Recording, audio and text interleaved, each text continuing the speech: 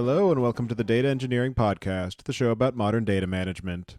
When you're ready to build your next pipeline or want to test out the projects you hear about on the show, you'll need somewhere to deploy it, so check out our friends over at Linode. With 200 gigabit private networking, scalable shared block storage, and a 40 gigabit public network, you've got everything you need to run a fast, reliable, and bulletproof data platform.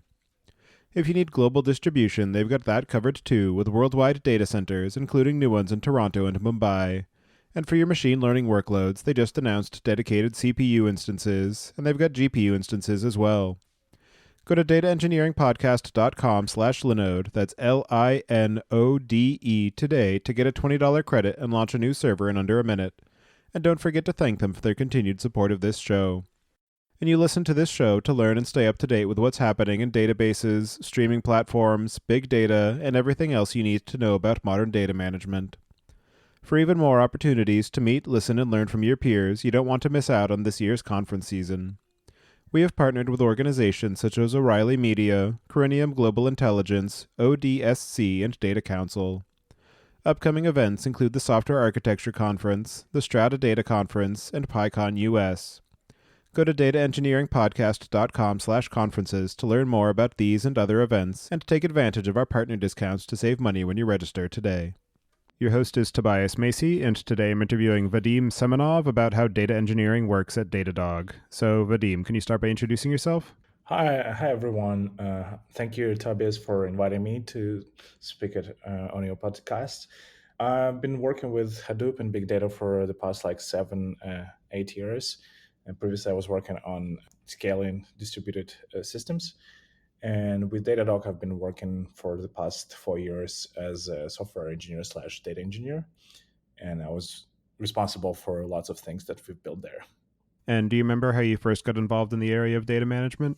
Yeah, definitely. I remember. So the first company that I was working at, it was like ed tech company, and we were having lots of problems regarding clients and websites where we're showing ads, and we had to provide consistent proofs, figuring out different issues with who saw our ads, where we shown it, and how we compare it, and where is the fraud, and how everything mostly was figuring out fraudulent traffic, and there was a lot of logs involved, and there was a system that was built by some different team that I had to dig deep in, and it was built on Hadoop Hive.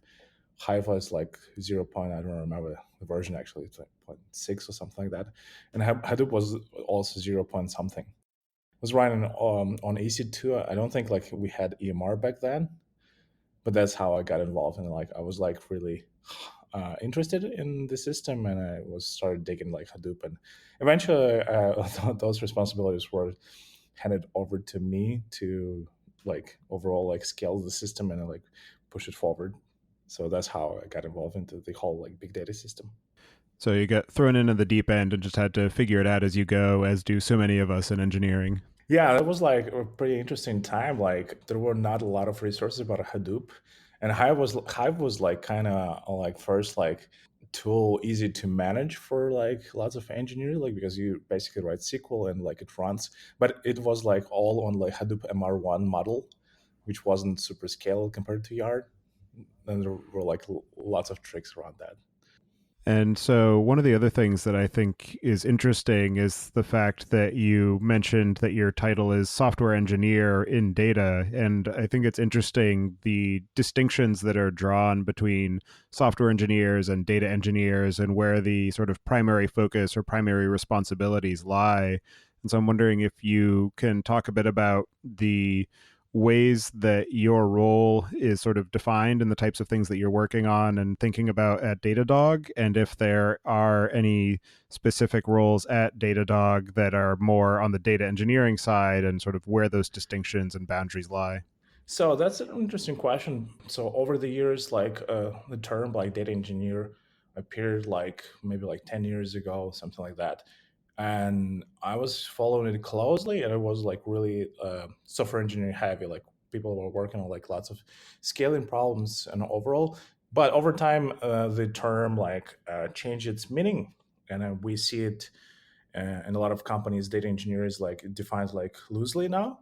So at Datadog, we started like moving a little bit away from it. And for every candidate and overall, we try to explain like what we mean as a data engineer. And we don't actually, sorry, we don't actually mean like what we mean by data engineer, but we explain like what kind of data engineer problems we solve. And in our case, data engineer is not someone who just implements like pipelines and writes code for analysts and data scientists. It's someone who tackles like the most challenging problems and builds like building blocks for other teams. And overall, like at Datadog, we, for example, when our data science team was working on anomaly detection, they had to build models using 30 days of data, and they started breaking our query cache, and they had to rebuild our query cache from Redis to Cassandra, which is not super typical for data scientists to work on, right?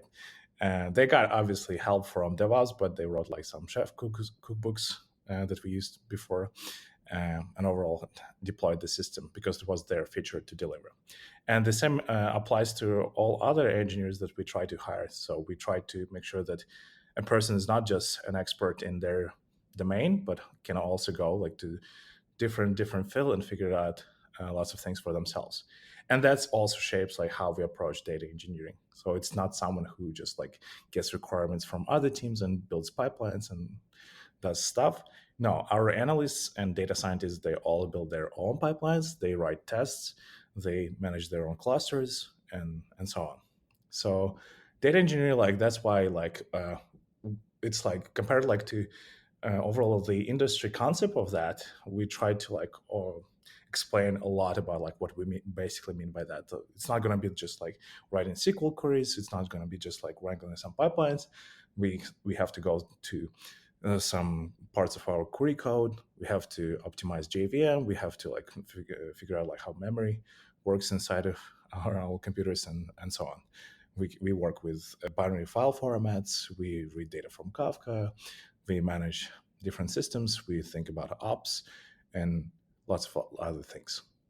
So, in a lot of ways, it seems like you could kind of describe it as the SRE model, but applied to data problems, where you have somebody who is a quote unquote expert in a broad variety of systems that acts as sort of an enabler and a consultant to all the other teams who are focused more on the product engineering side of things to help them make sure that they have what is necessary to run what they're trying to build.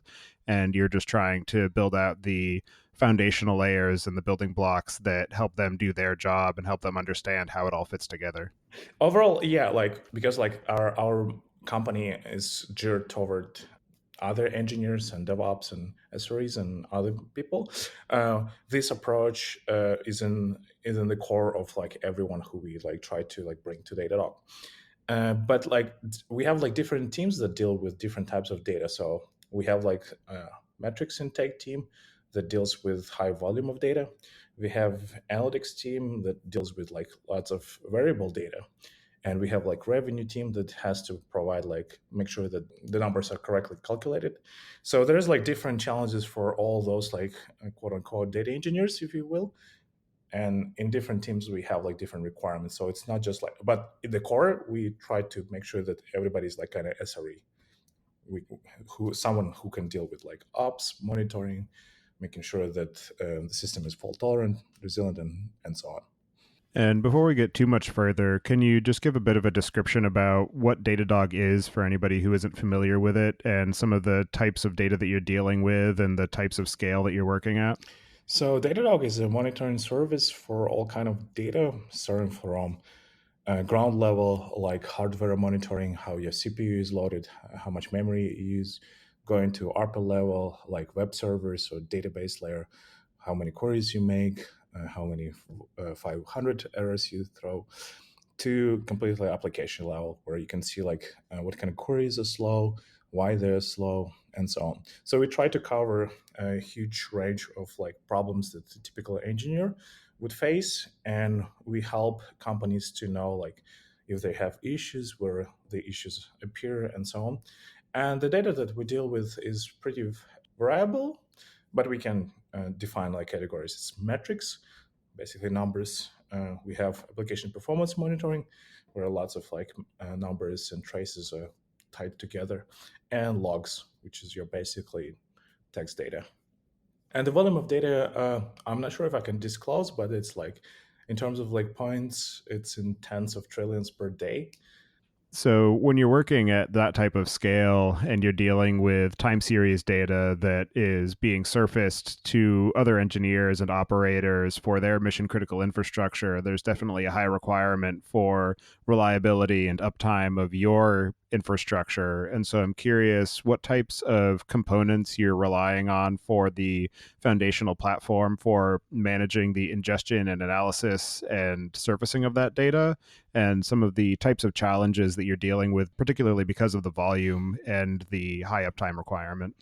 Lots of people ask me this question, and they think like that we use like some kind of standard tools. But the only thing that is like standard for us is like Kafka. So most of the data we get and process gets put back in Kafka, and we have like lots of different services that consume Kafka. And Kafka, we also like we spread across different data centers, and we try to make sure that different customers get grouped together and so on. So on Kafka level, we have some resiliency, fault tolerance, because that's the backbone of like a lot of things that we do. And for different services, we have like different, like completely different clusters of Kafka. And out of that, we have like two distinct groups of consumers. The first one is real-time consumers, which mostly drive like the last like 24 hours of data, lots of alerting that we have, and they don't have to store like this data in historical plan. And inside they store in like completely custom built data stores. And in some places we use like rocksdb, but it's like an embedded database, so not a lot of things.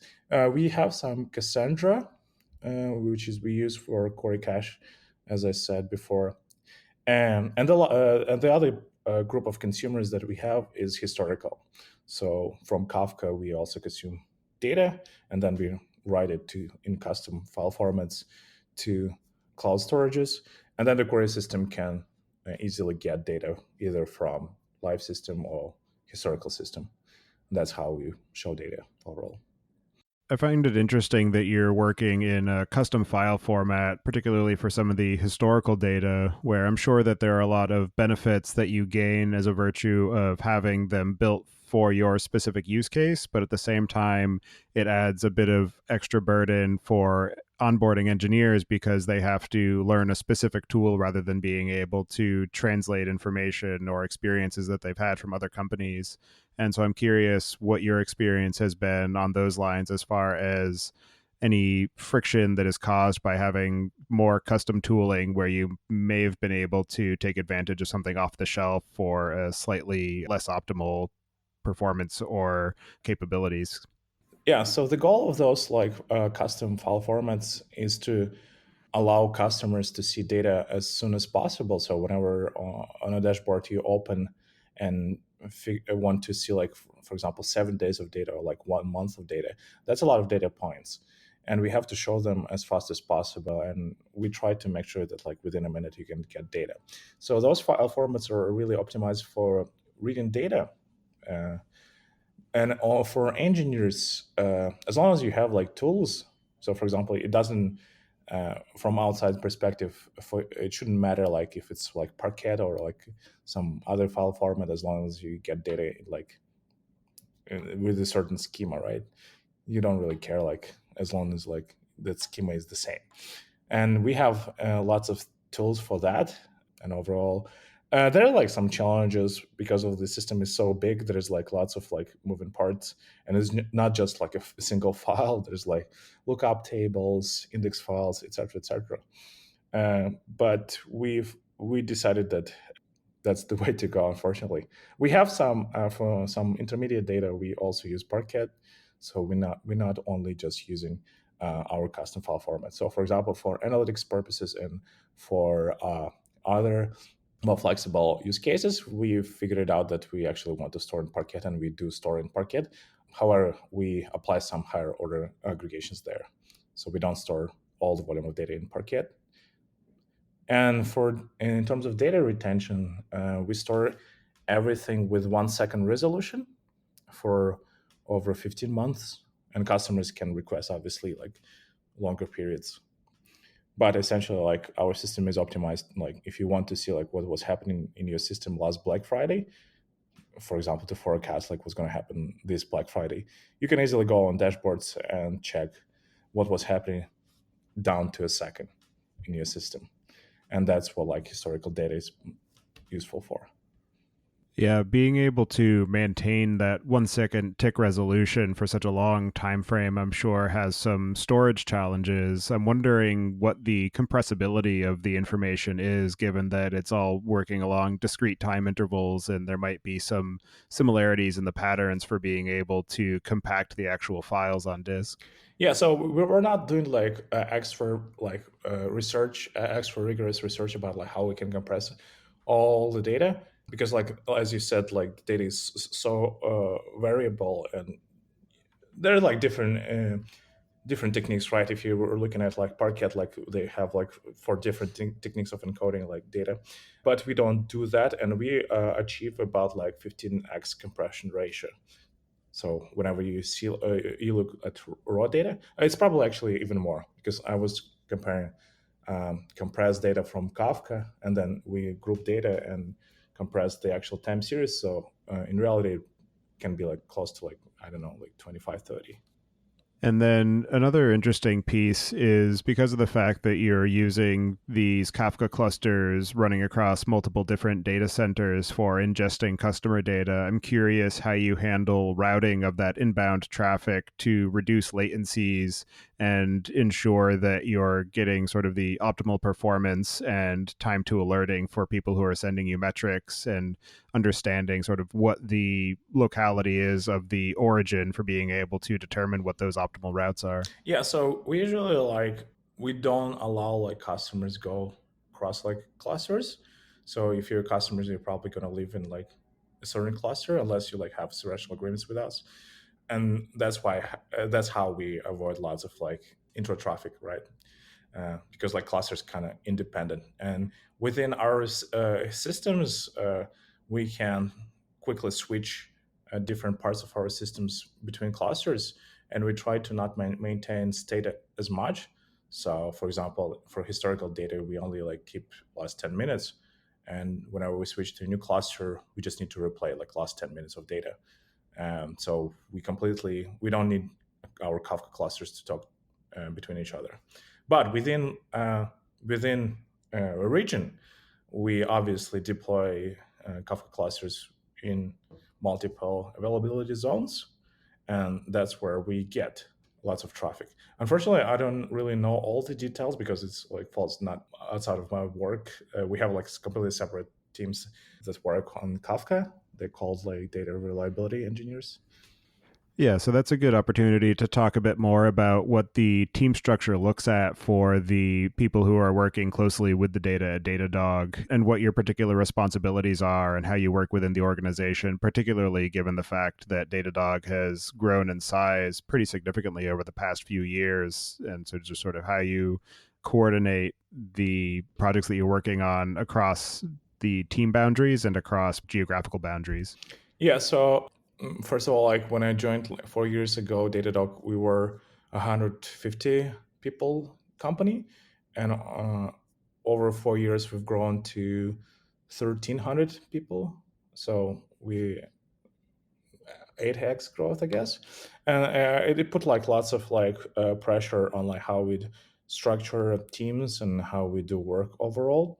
At first, like we had like pretty flat organization, and now it's we add layers, and we had like people who like gather requirements, like product managers, directors from team leads, and we compose like objective key results for every quarter, and we have sprints, obviously. But besides that, we do a lot of documents. We start doing lots of documents. So whenever like we're working on some big project, actually like no matter what kind of project, like it's all like case by case, but we created like a document where we request comments, and lots of different teams can come and comment, and we request from different teams what do they think, how it should look like, how it's going to work with other systems and other teams. Obviously there it's not super perfect, there are still problems, There's still some challenges, but we're working on them. And like as any probably as any growing company, we experiencing the same issues, and we're trying to overcome those. I hope I answered your question. Yeah, no, that's definitely good information. It's always interesting seeing what the team dynamics happen to be and what the breakdown is of responsibilities across different organizations because in broad strokes, we're all working with data, we're all doing what looks to be the same thing at a high level, but as you get closer in, there are a lot of different ways that people break down the responsibilities and what the main areas of focus are, and it's interesting how the specifics of the business influence or dictate what those boundaries happen to be. It's usually like when we start like a new project, and like it is all within a team. Like a couple of people are working on it, and over time it grows to like a bigger project, and then like out of this a new team gets born. Yeah, but that's usually the dynamics how we break things. Usually like some small project that has grown to a certain size, and people break into new teams. The funny part about that is like how we handle ops.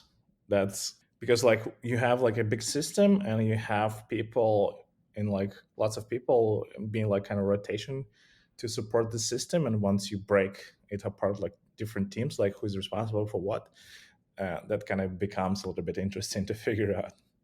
And then, in terms of the work that you're doing, who are the main consumers of what you're building, and how do you work in feedback cycles to ensure that their needs are being met and that you're meeting the feature requirements for the types of systems and primitives that they require to be able to get their job done? So I work in kind of between. I deal with receiving data directly from Kafka and storing it in custom binary file formats, and then also providing it in different formats to other teams. So for me, we have both like customer-facing features and internal SLAs that we have to support between, like for example, revenues team and analytics. So up until like I would say like maybe like half a year ago, lots of requirements were coming from how like we operate the Poly product and pipelines that we've built, and how well it can scale. Lots of things that we've built early on were not built in mind with like such a high growth in mind, and they were started breaking apart. And that's what mostly we were working on for the past like 3 years, in like at least like in my teams. And now we are going into territory where like we fixed most of the like scaling issues, and we don't really have them. And we were building systems with like 10x growth, which should be enough for another 3 years. And now we can concentrate on other things, other requirements that now come from different parts of the product. So, for example, we recently released histograms for which our data scientists developed a new sketch algorithm, and we're trying to make it available for historical data as well. We also released SLIs for our metrics, and we also trying to make it work for historical data as well. So now it's more in realm of bringing features that we have in like live systems to historical data, and lots of people need it. And we also have lots of development in the data science front, where we want to apply machine learning not just to live data but historical data on larger periods of time. And I know that machine learning is often something that's challenging to be able to run in a production context because of the fact that there can be model drift and there's not really a easy way to do deterministic testing of the model to make sure that it's operating optimally. And so I'm curious what types of challenges that you're dealing with or platforms that you're leveraging to be able to handle those machine learning models in a production environment for being able to do those historical analyses. So I'm not really aware about all the things in the machine learning offering that we have, so I might be wrong about some parts. I'm sorry, but overall, the main challenge there is how you create a general approach for all kind of different time series data that customers have. How you generalize that And there's only so many things you can do. You can try build, and also like how you can make sure that it like runs fast, it doesn't have lots of false positives, and so on. And we released like first like anomaly and outlier detection algorithms like 3 years ago, and we saw some adoption. But personally, for me, I tried it. It's difficult to interpret models, like when it shows you that you have like an outlier and anomaly here, you're like, why is that? Like, how, like, why model decided that it's like a problem?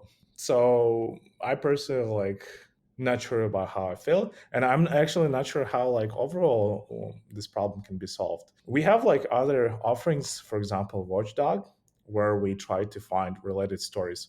So for example, whenever like you have spike in your database connections, we can relate it to some certain like other time series and show you that maybe those are related, and that's where you should look at. We also have some other machine learning capabilities, such as figuring out patterns in logs, which is really helpful when you have like a constant stream of logs and you want to figure out what's happening often and what happens rarely. But in general, like those like applying machine learning on such a big scale, it's really difficult. And companies who have their own like things that they have like internal monitoring solutions, they can really flex there, and because they can like build like certain models that really tied close to like their problems.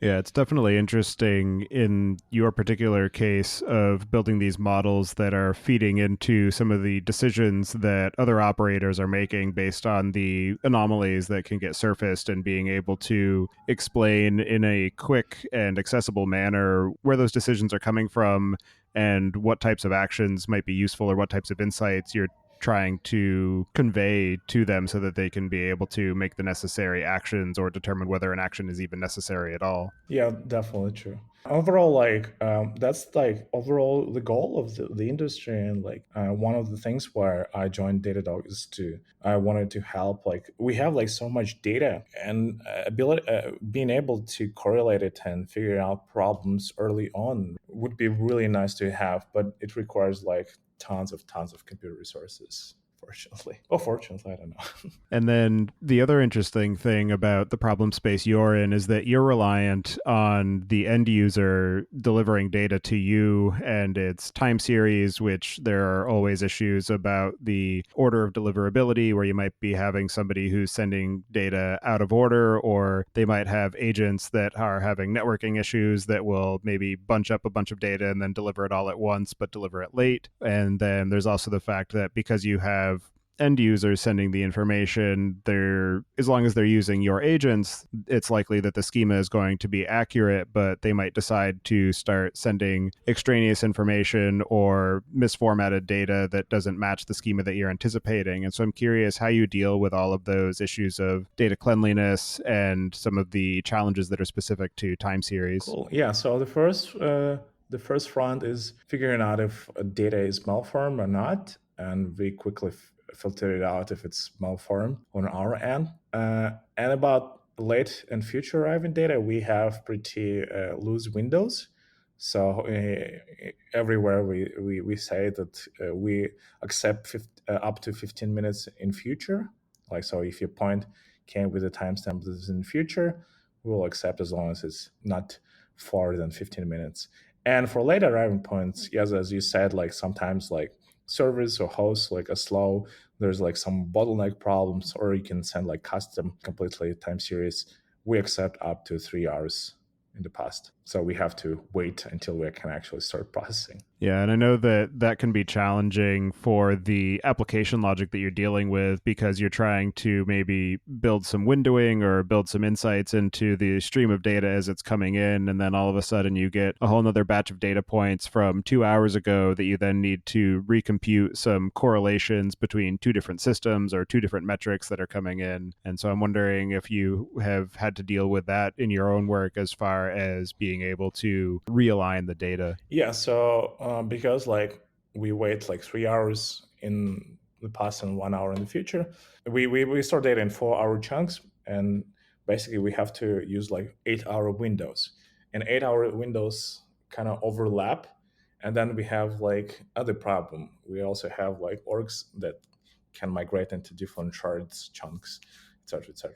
And tying all this data together is a big problem, and we've been working hard on it to figure out like how to do correctly migrations. So, for example, if a customer grows too big for a certain shard, and we move it to a new shard, how it's going to work with overlapping data, how it's like late arriving data is going to go, and so on. I wouldn't say that like we solve all the problems. That's a lot of thinking went into it. And the problem is, as you said, yeah, lots of systems also use the same data set, and they also have to have all those capabilities. We defined some strict rules about doing such migrations, and we try to follow. And overall, like we still in trying to solve all those problems with like overlapping data time windows. And you've been there for a few years now. I'm curious what you are most proud of, or what have been some of the most interesting projects that you have been engaged with. And out of those, any of the lessons that you have found to be particularly valuable or unexpected or just interesting issues that you've had to confront. Oh yeah, I have stories. So initially, when I was hired like to bring Spark support to Datadog.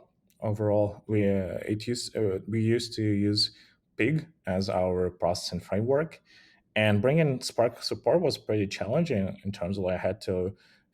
We have internal platform that we use to launch jobs, like kind of like Qball Databricks, and I had to like write like lots of code there, like figure out like optimal settings for all the Spark clusters, then write a bunch of tutorials, figure out how we're going to compile code, how code is going to be delivered, how it's going to signal our workflow management framework that work is done, and so on and so on. There were lots of challenging aspects about that. And then once it was built, like we started like moving like some historical processing toward it. And then the challenge was like how we use Spark. Back then, it was Spark 1.6. Spark 2.0 was still in development, and we were pretty hesitant to use it. And Spark 1.6, we thought like, yeah, it's great, it's reliable, it's stable. But turns out it's not. Like there were like lots of places where it crashed. And over the past like 4 years, we've grown some expertise around Spark, but it still throws like some interesting problems on our plate. And then like while we were working on like different like systems, we had to dig deep into like how JVM works, how memory is outlined, how does word aligning works, how much space our data structures take, how garbage collection works, how to put everything in off heap, and so on and so on. And we actually found like some bug in Scala itself and Spark. And we helped to we didn't help to fix it. We just noted that yeah, actually arrays can be bigger than this number, and so on. So there are lots of things that I learned is that, for example, for Spark, it turns out like not like at the scale that we use, not a lot of companies use it actually, and lots of like problems we've ran into, nobody've seen before, and we had to like figure out like, oh, how are we gonna do this and that. And on top of that as well, we run most of our jobs on spot instances, which means that your cloud provider can take them away at any time. And this creates like such a violent environment. And when you have like clusters of like 5,000 cores and your instances are constantly dying and Spark runs on it, you realize that yeah, probably not everyone's doing that, what we're doing. And whenever you have a problem, you're like, okay, I'm on my own. I need to get all the stack traces, all the logs, and figure out like what's up. That's just a small portion of problems we've ran into. And the last 4 years have also been an interesting time in terms of just the overall shift in direction for both data platforms and operations and infrastructure platforms, particularly with the rise of Kubernetes and just overall container based systems and the proliferation of cloud platforms and cloud environments and different services. And so I know that Datadog also supports a number of different direct integrations with things such as Amazon or other cloud providers or third party SaaS platforms. And so I'm curious what that overall shift in the technology landscape has meant for you and your work at Datadog and the types of requirements of the systems that you're trying to build. Yeah, definitely. So overall, like as you said, like the cloud is still growing, and then there's like second wave, like where everyone is moving to containers and Kubernetes and everything. And from my perspective, for example, one of the biggest problems that we had to face is that containers live so short period of time, and for each like you're gonna have so many container IDs, and our some of our systems were not built in place for like churn of like tags basically, and we had to fight that, and it created like different challenging problems. The other part is like we made a huge push to move in all the services in Kubernetes, and as part of my job, I had to move lots of services to Kubernetes as well. And that's not always part of like what data engineers do, but that's like, yeah, that was my problem. We had to do it at Datadog. So I got a hands-on with like Kubernetes. Overall, like we use Kubernetes extensively at Datadog, and for some more services, there are like some challenges, but also it's still for me it's difficult to judge like how easy it is to use for like ordinary engineer, a typical engineer. But like the benefits of Kubernetes, I can see that, and I can see the platform prevailing. And so far, like we've been releasing lots of reports about cloud adoption, container systems adoption, and we've been showing that Kubernetes is growing and Docker is growing as well. So that's just like the life we have to live with.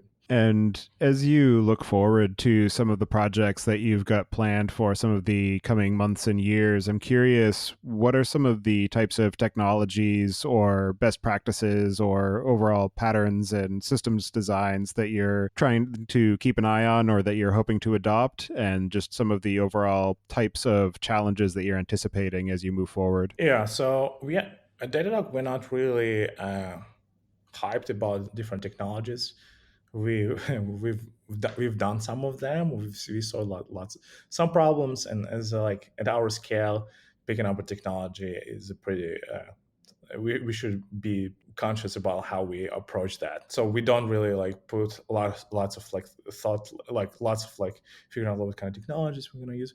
Instead, we put a lot of efforts in like how we approach engineering, and built-in fault tolerant resilient systems is where we want to be. And overall like the problems that we're going to face next, from my perspective, are going to be related to that. And in terms of the actual one, it's probably ops.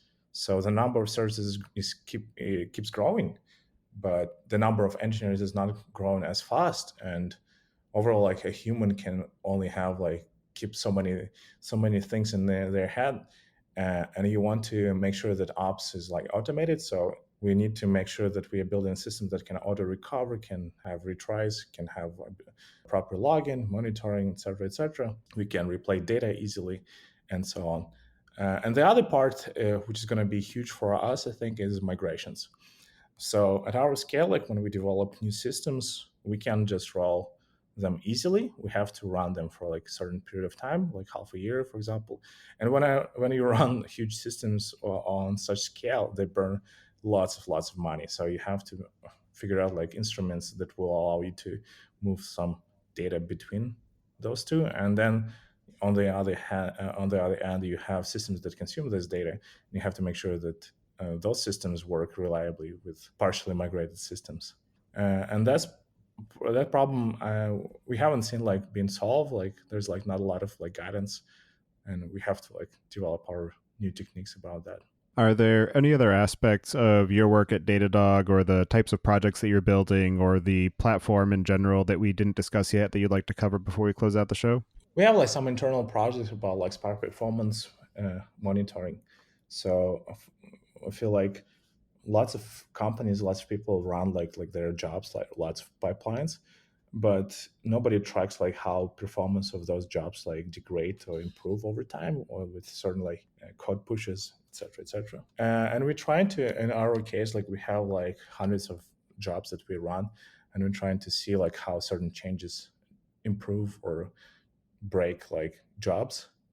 Um, and we're working on it, but I'm not sure like how and when we're gonna release it. And we've researched like other open source projects, and we haven't yet seen like this.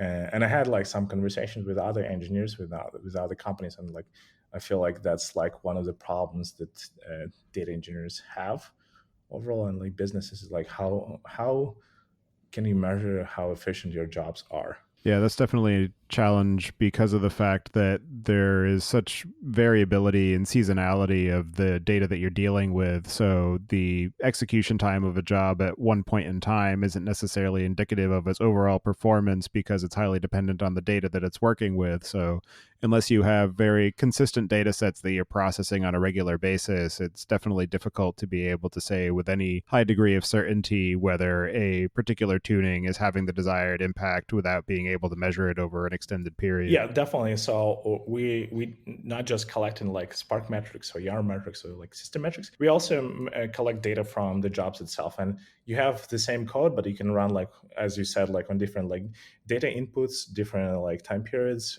with different parameters, and the same code will be executed like different in different variations on the same hardware, and we're trying to like figure out how all those parameters relate to each other and whether we actually need to improve our jobs or we are fine, because essentially like the basic question that we want to answer like a couple like is our uh, will our jobs work for the next like 3 years, how much money they will burn, and when we should start looking closely at that, because cost optimization is also a really huge part of like what we do. Yeah, it's definitely an interesting problem space. For anybody who wants to get in touch with you or follow along with the work that you're doing, I'll have you add your preferred contact information to the show notes. And as a final question, I'd like to get your perspective on what you see as being the biggest gap in the tooling or technology that's available for data management today. That's a really good question, Tobias. See, like I'm not super like in data management. The space of the data that I work with is pretty limited. The volume is big, but from what I've seen is like workflow management is still like kind of not solved. We have like Airflow, which still has some certain problems.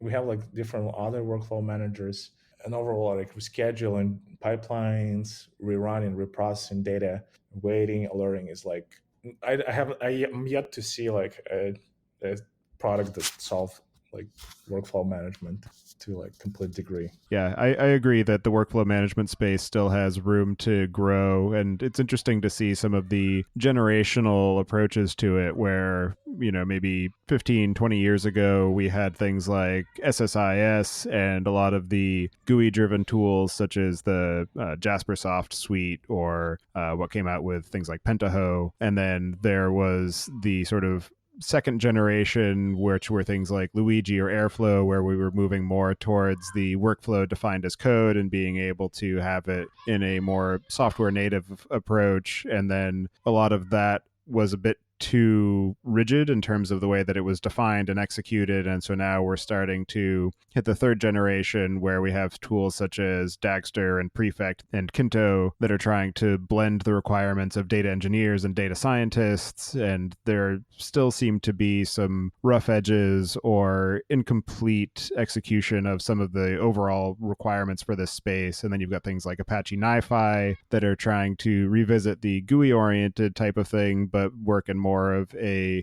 data flows type paradigm. So it's interesting to see a lot of the different generational and paradigmatic shifts in terms of how people are trying to deal with this as we deal with more data in terms of volume and variety and the different environments that we're dealing with it in and the types of consumers that are trying to be able to gain value from it. Yeah, absolutely. I totally agree with you. And the other one that I was thinking about is that I get like I go to different conferences, I present at conferences about like things we've built with Spark, and lots of people like approach me and start asking questions about like why my job is so slow. And if you go over like Spark like user release, you also like get like these kind of questions. And this like MapReduce model that we that's been around like for 15 years or like I don't know 20. We still use it, and the people there's not lack of understanding like why is that like, and still people still like puzzle about like why jobs are slow, and there's like no solution so far. Like even Databricks haven't like they don't have like magic wand that's going to show you, oh, this is why your job is slow. So there's like still room for like building expertise in that field, I think. Well, thank you very much for taking the time today to join me and share your experiences of working at DataDog and the types of challenges that you're facing there. It's definitely an interesting platform that you've built and one that I use for managing my system. So I appreciate all the work that you've done, and I hope you enjoy the rest of your day. Okay, thank you, Tobias. Thanks for having me, and I wish you all the best. And everyone, have a nice day.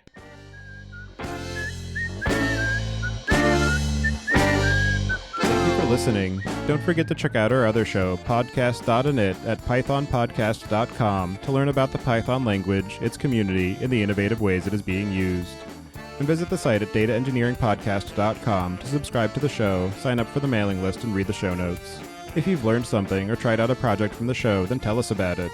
Email hosts at dataengineeringpodcast.com with your story. And to help other people find the show, please leave a review on iTunes and tell your friends and coworkers.